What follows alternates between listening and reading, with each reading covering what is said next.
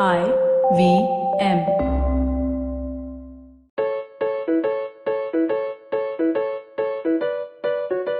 Hello, you're listening to an all-new episode of Mr. and Mrs. Binge-Watch. I'm Janice and with me, of course, is my Mr. Aniruddha. And if you are a Stranger Things fan, well, you've tuned into the right episode because this week, Ani and I are going to talk about how much we love the new season of Stranger Things.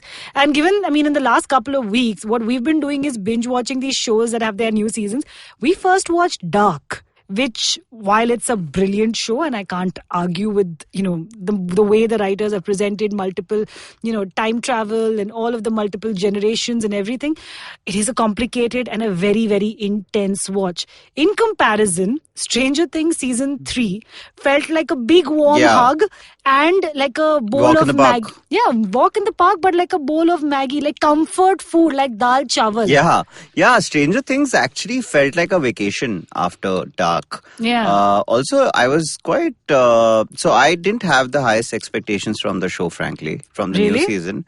Because I was like, how much of a good idea can you keep, sort of beating up and bringing back? The trailer was average, I feel, and the show turned out to be a lot better than what the trailer of season 3 promised. All the tropes that made season 1 and 2 so fun, the way the Duffer Brothers have managed to keep those tropes alive, whether it's the interaction between the kids, whether it's the mystery elements of the show, whether it's those sort of hero moments that you create where all the characters come together, or the fear that you create through the presence of a creature. I mean, especially when it comes to horror tropes, there's only that much fear or scary moments that you can create out of the same story, right? But is Stranger Things something we would classify as part of the horror genre? But it's has more tropes. Fantasy, thriller space, right? I mean, no, it's not scary to a point where, I don't know actually, but I was reading on Twitter that someone wrote about the fact that they binge-watched the entire season and then they dreamt about the Mind Flayer. Yeah. So I don't know. I didn't think it was scary and I don't think it's horror. When we watched season 1, actually, what made season 1 so fun was that it was actually telling a story of kids in a really scary situation when you think about it, right? So there was a Demogorgon and there was like the fact that one of the characters, Will, was caught in the Upside Down, which is this sort of parallel universe made up of monsters.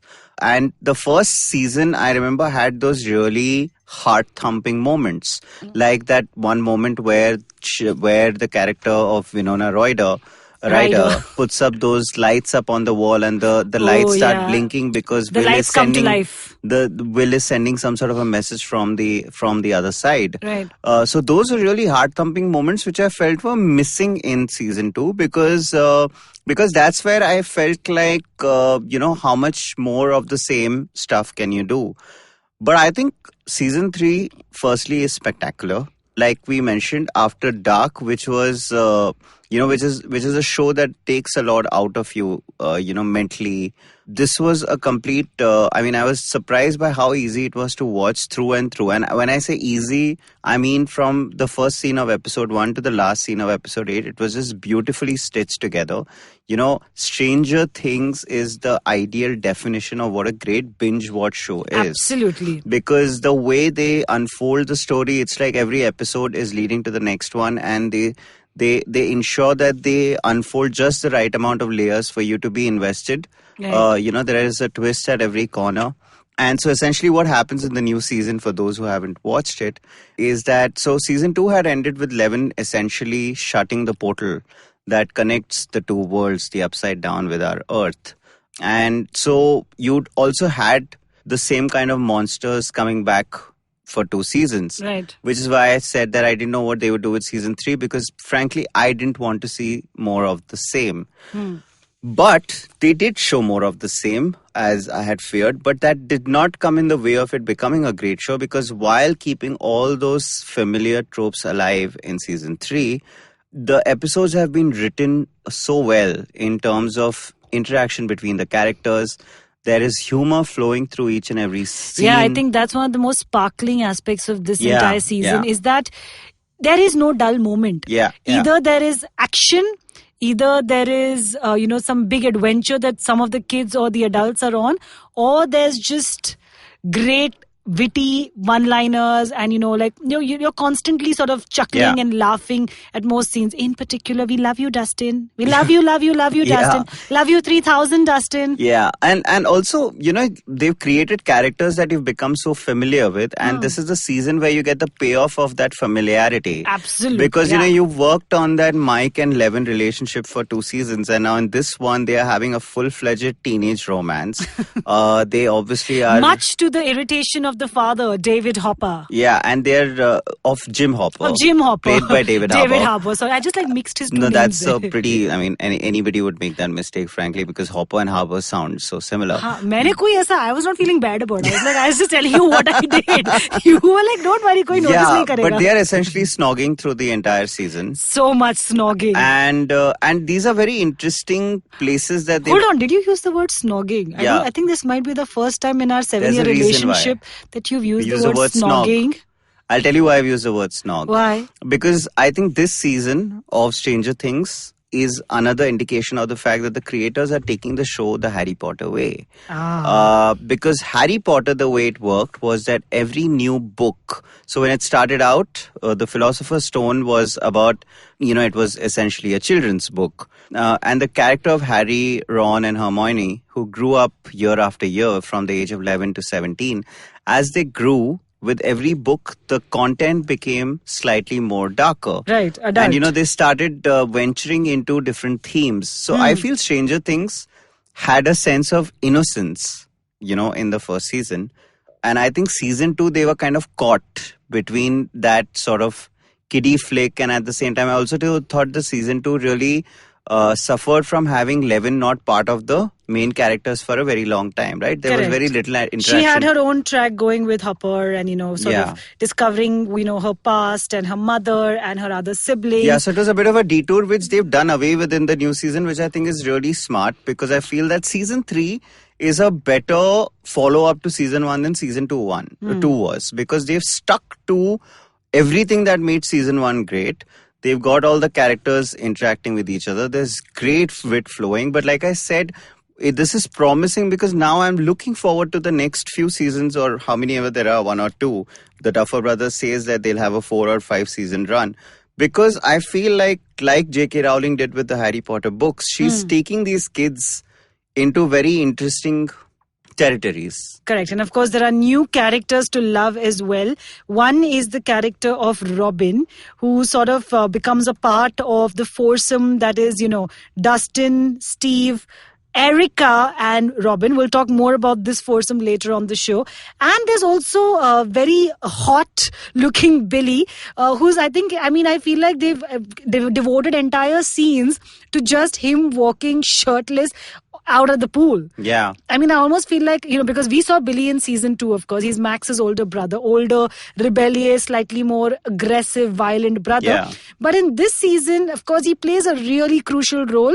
But it's also like the way he's been presented as this sort of, give me a word, like this... bad boy? Not bad boy, just like a really hot boy. Like he's like, all the mommies are lusting after him. He's a cougar magnet. He's a cougar magnet. Oh, well put.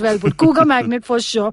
And, also, what's really interesting is that the show has itself done really, really well for Netflix. So I was reading these articles about how Stranger Things season 3 has actually broken viewership records for Netflix. Mm-hmm. And a lot of independent agencies that track these kind of numbers and stuff also agree. So it's actually done on the weekend that it released, right? Yeah. It released on the July 4th weekend, yes. Of course. So 26.3 million Americans caught at least some part of the show as soon as it released, which is apparently a new record for Netflix. Along with that, of course, the reviews have been through the roof. I've seen very few unfavorable reviews. Have you seen any unfavorable reviews? No, not really. And in fact, I'm looking right now at the Rotten Tomatoes and the other sort of, it's all really, really good. You've got an IMDb rating of 8.9. Rotten Tomatoes is given at 93. TV.com is at 9.10. So overall, even just from a review and Netflix perspective, perspective, it's brought back viewership. Yeah. It's gotten great reviews. And the show sort of, for me, I think this was my favorite season so far. Yeah, for sure. For mine as probably well. because of the, like you said, the relationship and the comfort that we have with the characters now, and that we know their beats. I felt like this was a more personal season for me than maybe even one. Yeah, but actually, when the reviews broke on Tuesday night, early Wednesday, is when I really started getting excited about the season, because, like I said, I wasn't sure if there was any fuel left in the tank. But I mean, so essentially what they've done this new season is that they've added a new layer, which is what Americans love to do in a lot of 80s films. So essentially what Stranger Things does beautifully is that so the first season was set in 1983, then it took a 1-year leap, and now it's set in 1985 in the new season. And it the year we both were born. Right. And it doesn't just manage to reflect the pop culture of that time, which it does beautifully through the music and the movie references, but they also take up tropes of films that were coming out at that point of time. So when you talk about whether it's a horror, whether you'd categorize it as a horror show, you probably wouldn't, but it has elements of those, kitschy sort of B-grade, horror films at that point of time. Dawn of the Dead gets, they in the first scene of the show, the kids essentially enter a mall and they go for a movie screening of Dawn of the Dead, which is a film that had come out at that point of time. At another time, they reference them watching Back to the Future. Right. So what they managed to do beautifully in this season is, again, capture that era beautifully. The pop culture references are through the roof. The music is fantastic. I've been hooked to the soundtrack ever since it came out. And basically what they've done is that, so since Levin had closed the portal that connected the two worlds, this season begins with the fact that the big bad Russians, as we were so used to seeing them in 80s films, are trying to get the portal opened once again. So while in the process of doing that, the Mind Flayer gets activated yet again. So there is, as usual, that sort of monster element that the characters are fighting off.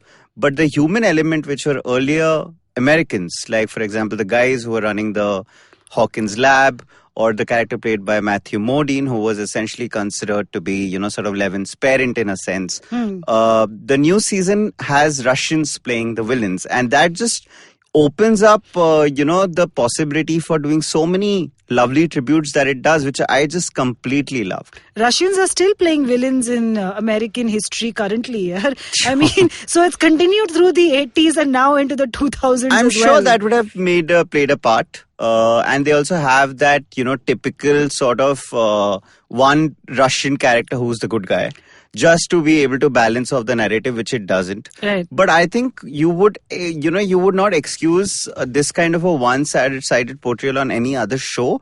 But because Stranger Things is so true to the year that it's telling the story in, that you would sort of discount the sort of one-sided portrayal of big bad Russia as it is in the show. Anyway, we're going to take a break on that note. And on the other side, we're going to talk about our favorite characters. We're going to talk about favorite moments. We're also going to discuss a lot of fan theories about what happens to many other characters. See you on the other side. Hey everybody, welcome to another awesome week on the IVM Podcast Network. If you are not following us on social media, please make sure you do. We're IVM Podcast on Twitter, Facebook, and Instagram. I know that you guys are making fun of this promo on social media. Please continue to do so. That seems like, as long as you keep listening, I don't care if you make fun of it. I wanted to, again, just reiterate, we're hiring at the best place in the world to work at. That's the IVM Podcast Network. We're looking for producers, content creators, audio engineers, developers, photographers, business people, all kinds of roles. Go check out our careers page, ivmpodcast.com/careers. We're really happy to announce the second season of Marvel's Lost and Found, which premieres on the 23rd of July. This season, Zen and Avanti cover issues like addiction, mental health in kids, grief, eating disorders, and more. There are a number of special guests that will be on the podcast. Catch new episodes every Tuesday. On Cyrus Says, Supreme Court lawyer and founder of Swayam Pharma Foundation, Harshit Kohli talks to Cyrus about how he got started with Swayam, their objectives, and why people in cities need to take more interest in farming. Also, in case you missed it, check out Cyrus's review of the 2019 World Cup final with comedian Mikhail Almeida on last week's cricket special, Lanso. On the Ronnie Screwvala podcast, Ronnie and I discuss the chapter Second Innings, where Ronnie updates us about his current ventures and talks about how problem solving is different in a non-profit organization. On the Filter Coffee podcast, Karthik is joined by award-winning journalist and fellow podcaster Amit Verma. They discuss India's performance in the 2019 Cricket World Cup, sports analytics, and poker. On the Empowering series, Zarina is joined by two guests, theatre and TV actor Binav Dadachanji and Chinese chef and serial entrepreneur Norman Ho. Together, they talk about their 10-year relationship, the importance of commitment and loyalty, and how one should sustain, grow, and evolve in a relationship. On our Kannada podcast, Thale Harate, Pawan talks to researcher Lingaraj Jayaprakash about Buchanan's journey, offering a unique insight in the life and times of the regions he traveled at the dawn of the 19th century. On Geek Fruit, Jishnu is joined by the IVM staffers, Abbas and Alika, to talk about Stranger Things' latest season. And with that, let's get you on with your show. And we are back on Mr. and Mrs. Binge-Watch, and we are talking about the new season of Stranger Things that we just literally binge-watched. You really enjoyed the season, didn't you, Janice? Yeah, I think this is my favorite season without a doubt. And let me tell you why, right? There are multiple reasons, but there is one big reason in particular. So, through the seasons, we've seen that once you've established what the danger is or what the big sort of villain aspect is of the season, they tend to divide everyone. The writers tend to divide everyone into groups, right? So group number one is, of course, the kids, which is sort of Mike, Lucas, Dustin, and Will. Right. So that's group number one. And 11. And now 11. But I'm saying in season 2, we sort of saw 11 join that gang, right? Yeah. And now Max is part of the group as well. Right. Then the group number 2 was, of course, Jim Hopper and Winona Ryder, the adults sort of figuring stuff out. I think her name's Joyce on the show, right? Joyce and... I never, Winona Ryder, even though she's such a big cast member, I just never remember her name. It's Jim and Joyce. Jim and Joyce. And then, of course, there's Nancy and her boyfriend. Jonathan. And there are people within, like Steve was introduced in a really big way in season 2, as in he became important in season 2. Yeah. So there are those...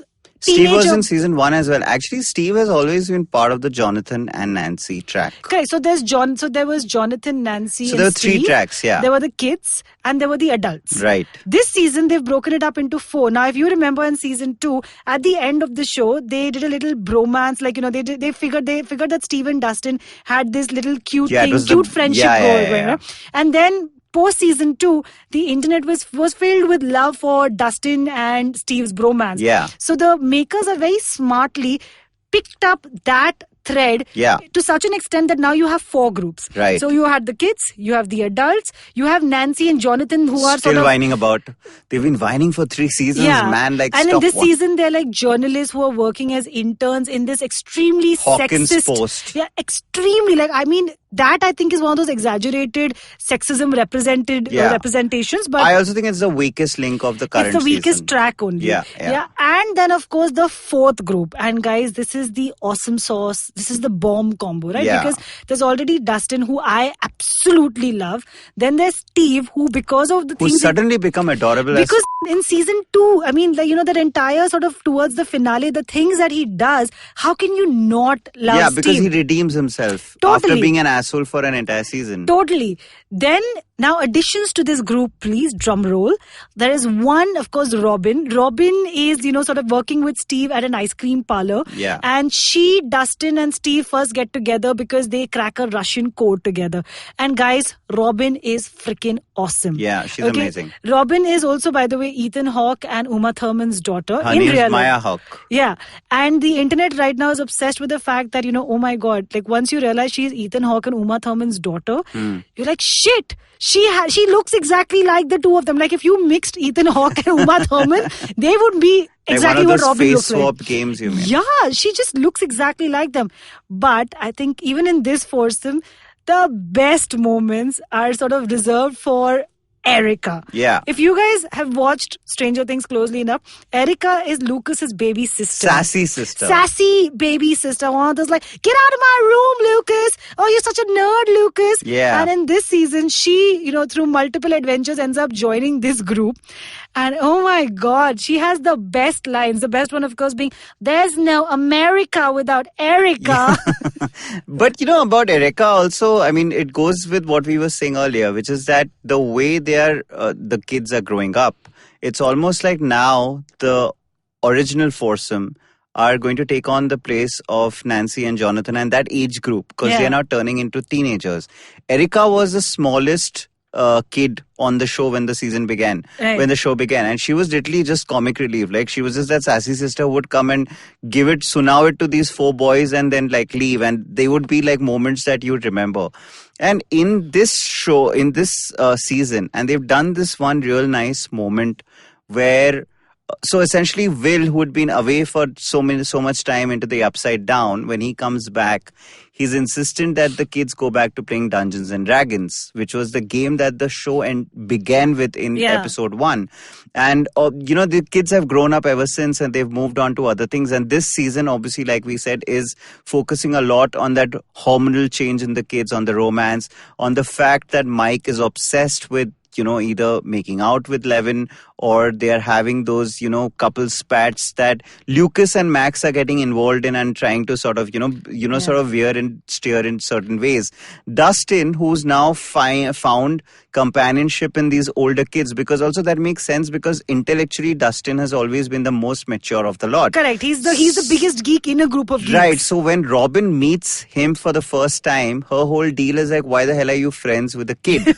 Right? That's the first joke she cracks at Steve's expense. Correct, yeah. But when she gets to know Dustin and Robin strike a stronger chord than she would ever have with Steve. I mean, through most of the season, Dustin's sort of trying to convince Steve to hook up with Robin, and he's like, what is wrong with you? Robin is amazing. Robin is killer. Robin is like everything. So poor guy Will, who's now not finding any companion to play Dungeons and Dragons with, and there's like that very nice passing of baton where he essentially gifts the game to Erica at the end of the show, which makes so much sense, because now 2 good things happen. One is that that you can now explore Erica's, as a character, she's already been sketched out more than she was in the first 2 seasons. Totally. She's the same age that the kids were when the show first began. She'll probably have her own sort of group of friends. I can't wait. And can't she's wait such to a see great Erica. character that I wouldn't mind a 5th group of like girls who are like, doing the kind of things that the guys were doing around like Erica's bitches. Yeah. They won't call themselves that, Janice. They're too young. They're to be calling themselves Erica's bitches. Like, what? they give each other Ani, names like Scoop Troops and Bald Eagle. Ani, such an uncle comment. That's not an you uncle comment. I just think that would kids today call themselves bitches, but of course it's set in the 1980s. But I mean, it's got nothing to do with that. I'm saying it just would still be inappropriate, Janice. But speaking of, what the hell are they doing with Will? It's almost like 2 saal tak wo tha nahi show mein, so now they don't know what to do with this character. So one of my big problems with this season, this is not like a problem where like I didn't like it. I just kept thinking that the kids are going off on such massive adventures. Parents को पड़ी नहीं है but कि that's हमारे always been a बच्चे कहाँ Stranger हैं. Things thing. Yeah, but in this season, because also we must tell you guys that the sort of the entire mind flayer and the monster is very gory. Right? I mean, you literally cannot watch this show while you're eating, because you'll see rats exploding. Yeah, humans, there's like slush. Yeah, and humans like, turning to bone and blood, and like it's disgusting almost. So you can't watch this show while you're eating. And I'm saying, so there's this massive danger that they've created, and this monster also looks like a Godzilla ka bhai hai ye. Yeah. He could in some like other sort of creature form, but these kids are spending overnights in like all kinds of strange situations. No, but they're not aware of the Steve and threat. Dustin are stuck in a mall for like almost what seems like 48 hours. Parents have no idea where their kids are. No, I think they've stopped doing that now, because in the first 2 seasons, it had become it's become a very common part of the Stranger Things experience, is that firstly, entire seasons unfold over a very short span of time. So over 3 days or 4 days. So from the time the threat appears till the time they take care of the threat, it's not like weeks or months pass. During that time, you're right, the kids are away on their little adventures doing all sorts of crazy shit, and the parents don't seem to care about them at all. But what's funnier is that our dear Will, who was first stuck in the Upside Down in season 1, and in season 2, the mind flayer was sort of controlling his mind for 2 years, for 2 seasons. This boy has seen that level of trauma. His mother, who's done nothing but cry through 2 seasons and be overprotective about Will. In 3rd season, she's on her nice little joyride with Jim. Yes, they're and on doesn't road seem trip sort of concerned. solving their own mystery, and they don't seem to give a damn. I mean, Jim Hopper's also technically Eleven's adoptive dad. Yeah, and he's also overprotective of her. Yeah, so but I think see the idea is that they are banking on the fact that the audience is smart enough to sort of fill in the blanks and say that chances are that they found a way to communicate with each other and keep them. Or hashtag cinematic liberty. Cinematic liberty is possible as well. But coming back to our weak character. Will, they've not been able to sketch him out at all, right? Will, I feel like a lot of the Stranger Things story and nothing would move forward without Will, right? In season 1, he's like you said, the guy who's like lost in Upside Down. In season 2, he's the one that the Mind Flayer is sort of connecting with. But even in season 3, even though there is a connection here with the Mind Flayer once again, I'm just saying in terms of moments, he has no hero moments. Almost everyone on this current season gets a moment where you feel like, "Arey haan, ye Lucas ka scene hai, ye Mike ka scene hai, ye Will ka scene hai." Dustin and Steve and that foursome to by the dozen. But Will does not have a standout moment. Yeah, but I think that's got to do with the fact that while Will was always part of the story from episode 1, we never really saw him, right? He was always the guy in trouble, which these characters that you so mentioned who've been beautifully sketched out and we understand and know traits of were putting their heads together to save him, right? He was always the damsel in distress or the guy in distress. Right. Now that he's back full time, and because we've spent so much time on Mike, Lucas, Dustin, understanding them as characters, that the writers are really taking them places, right? The thing about Will is that Will in season 3 is the Will in season 1. And that could also be to do with the fact that logically maybe he hasn't really had the experiences these kids are, because he was, blissfully unaware of it while he was away in the Upside Down, for example. But it's like his scenes just seem so similar to the scenes in season 1 and 2. It's like there's just no growth in the character. And even while they are creating these great moments, everybody, see, that's the beauty of the show, right?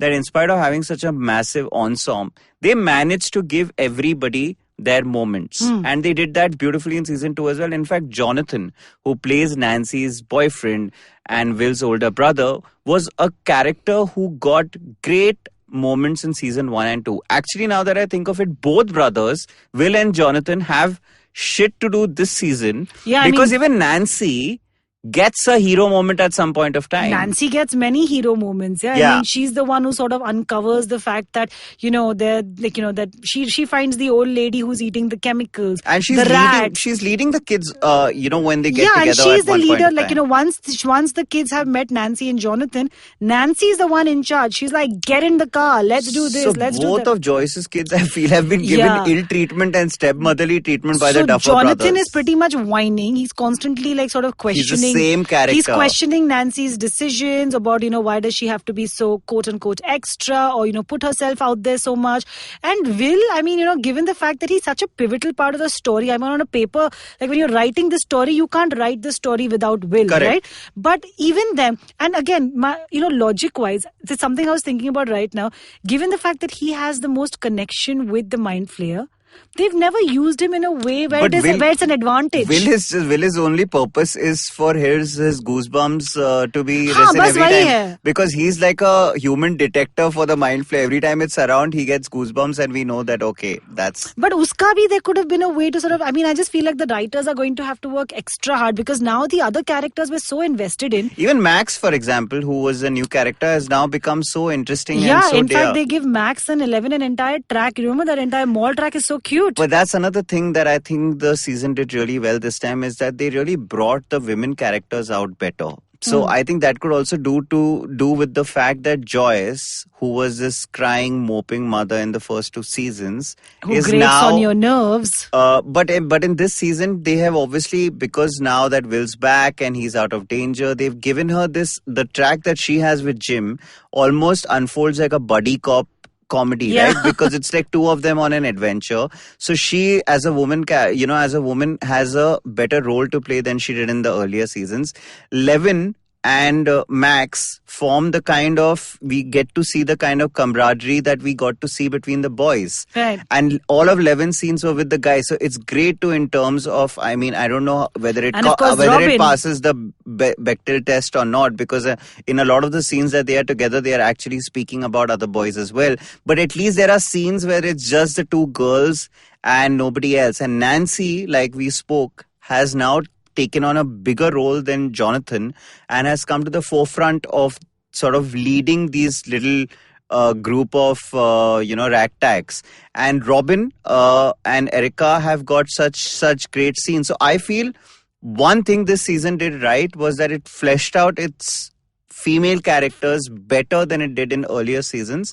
They aren't just like salad dressing or just around for the boys to play off, but they have interesting things on to their do. own plate. Yeah. So that's just opened up so many possibilities. Like literally, I didn't feel like I wanted to that there was another. Like I was hoping they'd end the show on a high, but I am actually now looking forward to more seasons, at least one more season, because they've opened up so many possibilities and they've developed such great characters that you want to really see what happens next, right? And the real challenge that the Duffer Brothers have there is how do they bring back the same level of threat without making it look repetitive.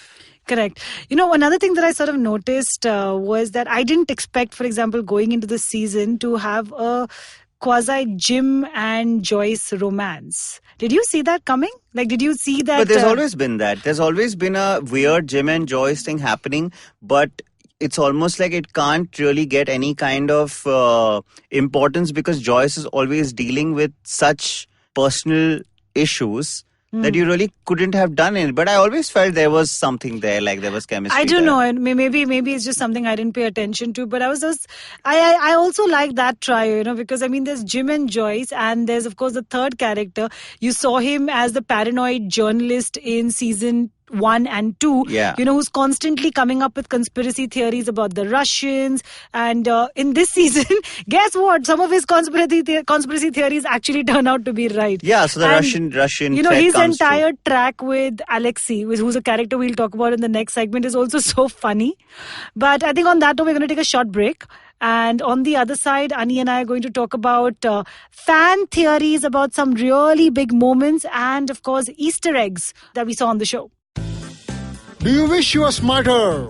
Well, so do we. But the next best thing? We could make you sound smarter. And to help you with this endeavor, we are Simplified, a podcast that attempts to break down the complex world around you with a little knowledge, a lot of poor jokes, and a ton of random trivia. Episodes out every Monday. On the IVM podcast app or wherever you get your podcasts. See ya!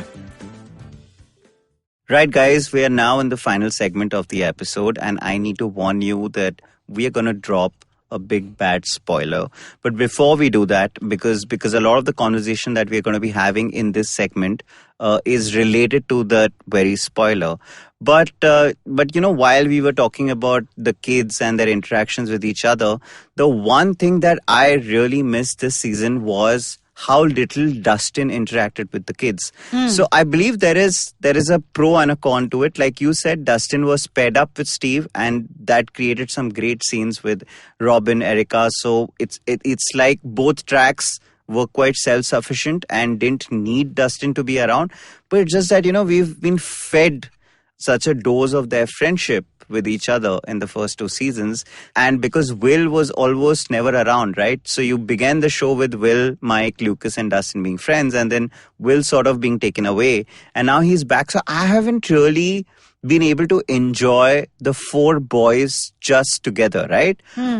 Which has a good or a bad way of looking at it, because that opens up potential for there to be more scenes between the 4 boys in season 4, and it also opened up, like we discussed, newer tracks which were great. But coming back to the big spoiler moment is that the show ends on a very somber note, right? Janice, do you want to tell our listeners what happens at the end of the Sure. So at the end of season 3, where just break it, Janice. Okay, guys, Jim Hopper might be dead. That's right. So Jim Hopper dies. That's we don't know that. Let me explain. Okay, so basically at the end, to shut the sort of connection or the gate the portal between our universe and the Upside Down, these Jim and Joyce have to sort of reach the Russian lab where all of this is happening, and they have to turn the machines off so that the portal shuts and it loses its connection with the mind flayer, and therein the monster dies. Now what happens is that the way the final climax is set up, it's like unfortunately Jim Hopper finds himself right next to the machine that has to shut down the gate. Right? So you remember in season 2, 11 shut that gate. Now in this season, there is a machine, like a machine that the Russians have created. Correct. To shut or to close that portal. So what the Russian scientist is a Russian scientist called Alexei, who joins Joyce, Jim, and the journalist along the way doing one of the episodes. And he keeps telling them that when you shut this machine and you're trying to shut the portal, you have to make sure you're not in the vicinity. Anything in the vicinity will turn to dust. Right. So we're told that sort of midway through the season. So we know that whatever Joyce and Jim do, they have to make sure that they are not around this machine. Yeah. However, of course, in the climax, there is Mr. Jim standing right next to the machine, and they have such little time due to circumstances leading up to that moment that Joyce has no choice but to turn the key. Joyce has no choice. Joyce has no choice. Hashtag Joyce has no choice. I'm a poet. I did not even know it. Joyce ki choice. Anyway, Joyce has no choice but to turn the key and close the portal. Yeah, but it's like the classic hero moment where the hero sacrifices himself. It's like there is this beautiful moment where Joyce looks at Hopper and Hopper smiles at her and, sort of without saying it, says that, this has to be done. It's about sacrificing one life to save millions. And then they cut to a shot of 4 Russian sort of doctors who are in that vicinity actually blowing to dust. But what they haven't done is they haven't shown Jim Hopper blowing to dust, right? Correct. And Aniruddha, that is fan theory number 1. So I'm just going to quickly go through the theories that fans have about why Jim Hopper is not dead. The reason we are giving out this spoiler is twofold. One is that there is such great material on Twitter in terms of tributes that are coming Hopper's way. So once you finish watching the season of Stranger Things, I know that night I was up online reading and going through all it's almost similar to spoiler Iron Man's death at the end of Avengers. So it was almost like that's how fans reacted, because when you think about it, Hopper really is the Iron Man of Stranger Things. Iron Man of Stranger Things. That's an interesting way to put it. Like the most important male protagonist. Yeah, he's like the big daddy of the show. The big daddy of the show. But Stranger Things has done this before. They made us feel like a character would be dead, but they got him or her back. Are you going to tell all my theory? This is not a theory. This is a theory, No, actually. what I am saying is that at the end of season 1, 11 was obviously, blown to shreds, and you thought that she wouldn't come back. But she did. You thought that Will was dead, but Will came back. So it's almost like this is a trope that Stranger Things creators keep doing, which is that they lead you to believe that a character is dead, but they find a way to bring the character back. How the character would be back is the theory that you want to share with Ari. Okay, so there are 3-4 theories, right? So theory number 1 and the most popular one is that Jim Hopper is actually stuck in the upside down. So according to fans, now if you go back to the finale moment, basically when Joyce is about to turn the key, she closes her eyes. So fans have a theory that Jim Hopper could have actually jumped inside the portal, thereby getting him stuck in the upside down. Right. So for all you know, in season 4, you may realize in the first episode itself that Jim Hopper is actually alive, but he's stuck in the upside down. That is the most sort of popular theory, because let's remember that characters like Will, 11, and Winona Ryder and Jim themselves have gone into the upside down and come back fully alive, right? So that's theory number 1. Yeah, but that would just make so much sense, because a show which has been obsessed with shutting the upside down would finally give the characters like Levin the impetus to, get back into the upside down and to bring back her adopted father, and thereby sort of opening the possibility for all the new monsters coming our way. Sure. The second theory is that, which I think is a slightly weak theory, but also ties up with what could actually happen, is that because Joyce closes her eyes moments before she has to turn the key, the theory is that Jim actually escaped into one of the bunkers that the Russians had created, which basically leads to him being captured by the Russians. Yeah. Which leads me to theory number 3. And actually, this is not a theory. This is something the makers have left, like a cliffhanger at the end of the season. Yeah. If the post-credit scene, start with two Russian soldiers sort of, looking for a prisoner to be fed to the Demigorgon, right? A new Right. version of the Demigorgon. And one of the Russian soldiers categorically says, no, not the American. Right. So, both theory number 1 and theory number 2 actually lead up to this situation, because in theory number 1, if he's stuck in the upside down, maybe the Russians have figured out another sort of way of opening up the portal, and that's how Jim has been captured. And in this theory where he's just run into another bunker, there also again he's been captured by the Russians, and that is why this is the American we're talking about. The third theory, of course, is the fact that they use the same song. Like in this sequence, they use the same song that they used when Will was found in the upside down. So this is another way, like the fans think that, this is a way for the makers, the Duffer Brothers, to tell them that, okay, this is a clue we're dropping here, that this is the same song when Will was found alive. This is the same song now for Jim Hopper. Yeah, for a show that has been built around dropping Easter eggs for audiences, this is the ultimate Easter egg that they've dropped on. It's like being self-referential by using the same song that they used when audiences believed that Will was dead, but he wasn't. And it's the David Bowie song, no? Heroes. Right. And essentially, I mean, the whole aspect of, that scene, that is such a smart ass move by the writers, where they essentially, right after they have shown Hopper's big bad death and they've shown the after effects of it on Levin and Joyce and so many people who are affected by it, they bring in that scene where the Russian guy says, no, not the American, but you don't see the American behind the door, thereby almost giving the audiences some sort of an hint, but it could also be a complete misdirection. Another theory going down the rounds is that it could be the character played by Matthew Modine, who was Levin's father.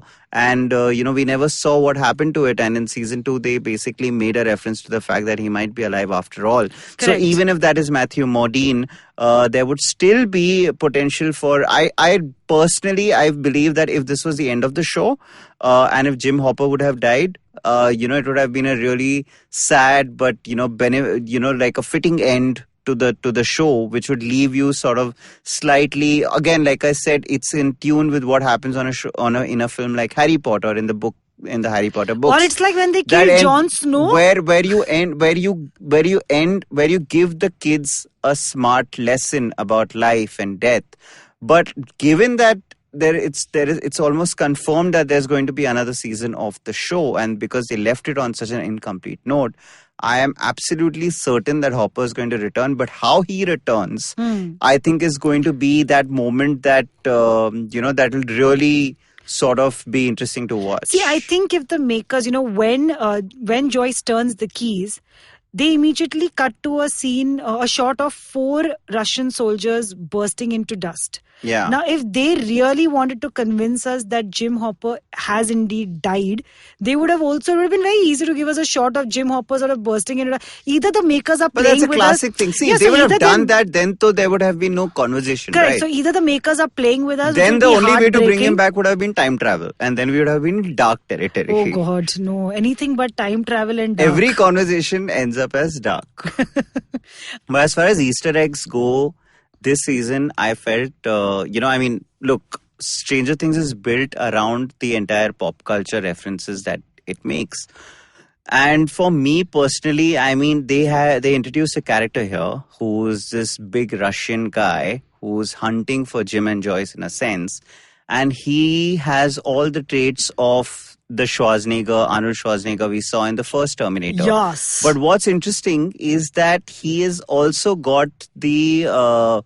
he also looks like a really young Dolph Lundgren, who played the Russian boxer against the Rocky in Part 4, which came around the same time. So he had this... he had this whole Terminator thing about him. There were a lot of nods and hat tips made towards Schwarzenegger movies of the mid-80s, even right down to the gun that he holds in his hands as he, follows these guys around, and that thread that he created. There were so many brilliant hat tips to Aliens and Predator. And my absolute favorite moment of the season, if the rest of Stranger Things season 3 had been shit, even if it had been shit, just that one moment would have made up for all of it. But of course, it was a great season. And the cherry on the cake was an amazing tribute to the never-ending story in the last episode. It was a movie that 80s kids, 90s kids grew up on. I remember as a kid, I would watch never-ending story so damn often. In fact, it just made me feel, it was that bittersweet feeling of being reminded of a song that had sort of been erased from my memory because I have not watched that film or thought about it in so many years. But guys, actually this is something I discovered about my husband while watching this show, that he was apparently obsessed with a film called Never Ending Story and the moment through the 80s and 90s. And it struck a chord with a lot of kids, especially in the US, because it was it was a German film which had been sort of dubbed and released in America, and it then became like a pop culture phenomenon, and I had watched the English version, obviously. So are we putting it on our must-watch list? Are we going to be sitting and watching it? I don't know. I don't know days? if it's going to be easy to find that film, and I don't know how I'll feel about it now. But I remember as a kid being completely enamored by it, and the moment the song starts playing, and also the way they do it in the script, beautiful. It's like Dustin singing this song to his new girlfriend, and it's just that moment that makes you feel so good, and so much shit is happening. They bring it at that real. Yeah, there's so much tension in the scene actually before and after. And this is almost like a comic musical relief. Yeah, it comes at the fag end. It's like one of those songs that are supposed to make you stand up and clap. And it had that impact on me. Even those who have not watched the film or know about the song like you enjoyed it purely for where it was situated. Yeah. And for me, it was just like a crazy, crazy high. So I want to thank the Duffer Brothers just for bringing back, and I think that's what makes Stranger Things so dear for us. And I think I'm actually looking forward to future seasons because they're going to keep moving closer and closer to the time that we were actually growing up as kids. Right. I don't know if they're going to continue of course they'll continue staying in the 80s, but so far they've taken 1 year leaps, 83, 84, 85. I think there's a possibility that they might take even a couple of years leap this time around. Keeping in mind the fact that the children the kids are also growing. Even now when we're watching their interviews, just last night you and I were watching Jimmy Fallon's interview with the entire cast of Stranger Things, where they of course taught Jimmy the Noodle song, which Aniruddha couldn't get out of his head for a very long time. But I'm saying you can see that they're growing at a rapid pace because of course they're in that age right now where you will suddenly shoot up. So I think given the fact that they need to catch up with their actual age, the makers are probably going to take a 1.5 year leap at the very least. Yeah, and they made a mention about it in the last scene where the character says that I'll see you next Christmas. Yeah, they've dropped that sort of you already know that they're going to meet around Christmas or Thanksgiving of 1986. So, but which character is definitely not coming back? No, Alexei. Yeah, Alexei. So Alexei is this, like I said earlier, this adorable Russian scientist. And over the last 3-4 episodes that he's a part of, he's just so cute. He doesn't say a word in English, and yet just with expressions and the conversation he's having with the journalist, he's hilarious. He's really, really funny and very endearing. And after we finished watching the season, we happened to go online and realize that people on Twitter and fans have written such loving tributes to Alexei. Alexei and Jim Hopper. But you know what I'm saying? Jim Hopper to humko bhi pata nahi na ki mara hai ki nahi. No. But whether we know or not, it doesn't see. That's not how sentiments work with audiences. Like at the end of Infinity War, when all the superheroes sort of vanished into dust, we knew they were going to come back, right? Janice, is the same logic as what you are applying with the fact that, we never saw Jim Hopper being, blown into flames, so chances he's still alive. Right. It's that same logic. You, at the back of your head as an audience, you know that the character is possibly going to return. But that doesn't take away from that emotional impact it has at that point of time when you see that character sort of die, right? That's how we felt after Infinity War. And we knew that, there will be that amazing moment where they're going to return in Endgame. But which is what makes the return so much more joyful. Of course, clearly that means that Aniruddha and I really, really enjoyed season 3 of Stranger Things. Without a doubt, please go watch it. If you haven't already watched any episodes, please go binge watch it. Just don't eat while you're watching it. And if you like this podcast, don't forget to check out other interesting podcasts on the IVM network. You can listen to us on the IVM podcast app or on ivmpodcast.com. You can also follow us on our social media. We are IVM Podcasts on Twitter and Instagram. And if you want to reach out to me and Aniruddha? Well, on Twitter and Instagram, Aniruddha is at Aniguha, and I'm at JaniceSec85 on Twitter and Instagram. Thanks so much for listening in. Go watch Stranger Things, and we'll see you next week. Bye.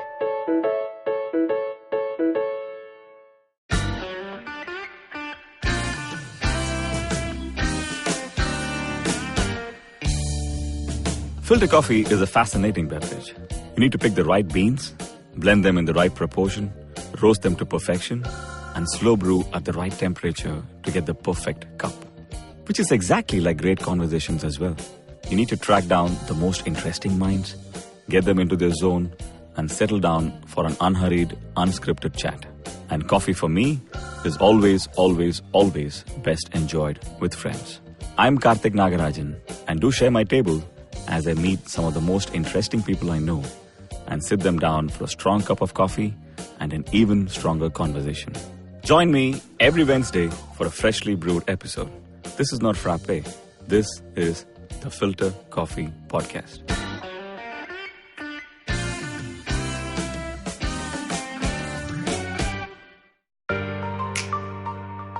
Family businesses get a bad rap. At one time, they were looked down on for getting rich, for being too ambitious. Today, they're still looked down on, but for not being ambitious enough. Not agile enough, not modern enough, too traditional in their mindset. The biggest brands and business houses in the country started out as humble family businesses. It's the way India has done business.